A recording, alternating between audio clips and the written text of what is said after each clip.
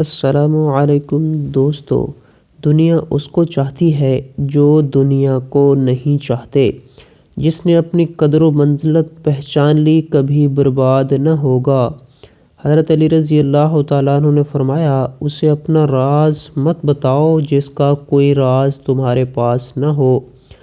رشتے خون کے نہیں احساس کے ہوتے ہیں۔ اگر احساس ہو تو اجنبی بھی اپنے ہو جاتے ہیں، اگر احساس نہ ہو تو اپنے بھی اجنبی ہو جاتے ہیں۔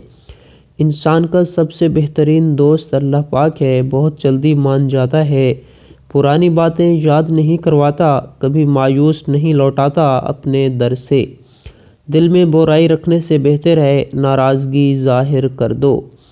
ہمیں چاہیے کہ اپنی ہر چیز دوست کے لیے قربان کر دیں، پر کسی چیز کے لیے اپنے دوست کو قربان نہیں کرنا۔ حق بات کی پہلی نشانی ہے اس کی مخالفت ہوتی ہے۔ جس کی کوئی مخالفت نہیں وہ قطعاً حق بات نہیں۔ پرندہ اپنے پاؤں اور انسان اپنی زبان کی وجہ سے جال میں پھنستا ہے۔ گفتگو میں نرمی اختیار کرو، کیونکہ لہجے کا اثر الفاظ سے زیادہ ہوتا ہے۔ حضرت علی رضی اللہ تعالیٰ عنہ نے فرمایا، جہاں بھی رہو خدا سے ڈرو، ہمیشہ حق بات کہو اگرچہ تلخ ہو۔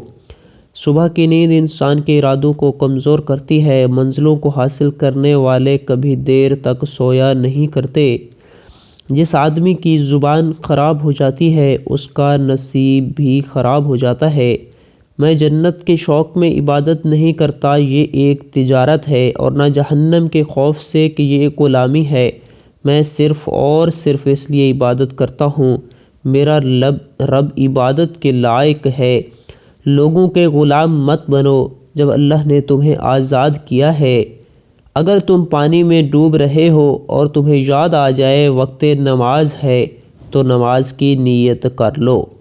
حضرت علی رضی اللہ تعالیٰ عنہ فرماتے ہیں، ادب حاصل کرنا سونا حاصل کرنے سے بہتر ہے۔ اپنے بچوں کو ادب کرنا سکھا کر انہیں فائدہ پہنچاؤ۔